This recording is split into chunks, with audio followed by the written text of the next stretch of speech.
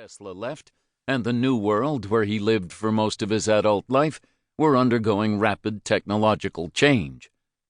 Electricity was no longer just a thing of lecture theaters and exhibitions, but was leaking everywhere into everyday life. Cityscapes and townscapes across Europe and America were now festooned with the paraphernalia of electrical technology.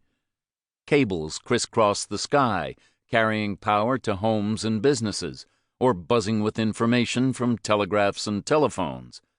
Electric tramcars trundled down the streets. At night, public buildings and shop fronts dazzled the eye with spectacular displays of electric lighting. To many people, it looked as if tomorrow's world had already arrived, and people like Tesla were the ones who had delivered it. This was a time when engineers and inventors could be heroes. They were held up and celebrated as examples of what discipline and perseverance could achieve. As we shall see, even on the far frontiers of the Austro-Hungarian Empire, it was possible for a young man like Tesla to dream of a life of invention. Invention offered a road to fame and fortune. More importantly, it seemed to offer an opportunity to change the world. The prevailing image of invention and inventors was one of determined individualism. Tesla, of course, fashioned himself carefully to fit that image, as did others like Thomas Edison. To be an inventor, Tesla had to be a showman, too. Electricity seemed made for spectacle, and Tesla turned himself into a consummate performer of electrical spectacle. He quite literally made himself part of the display, making it seem as if he held the electrical future in his hands. Electricity and invention at the beginning of the 20th century were bound up with imagining the future. The 19th century was in many ways the century that saw the invention of the future. The 19th century future was imagined as a place that would be different from the present and generated by technological progress and innovation. This was particularly the case with electricity. Electricity was understood as the stuff from which the future would be made, to such a degree that it was almost impossible to discuss electricity at all without invoking its future. To most people, electricity simply was instantaneous communication, with or without wires.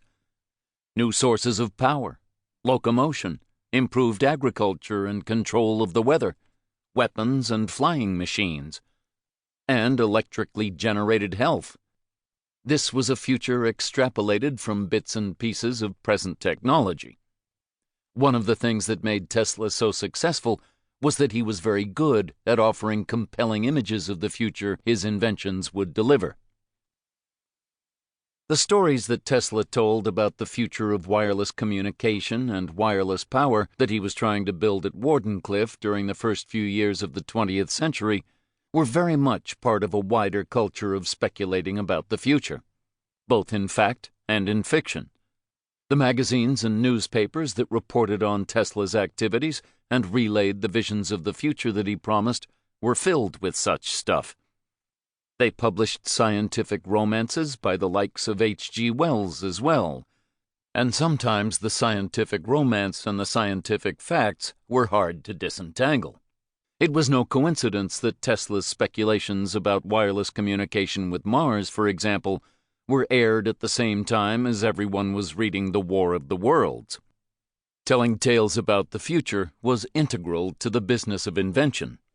Inventors like Tesla needed to excite the public's imagination to sell them their vision of the future, and to attract the attention of the money men whose cash would be needed to make those visions real.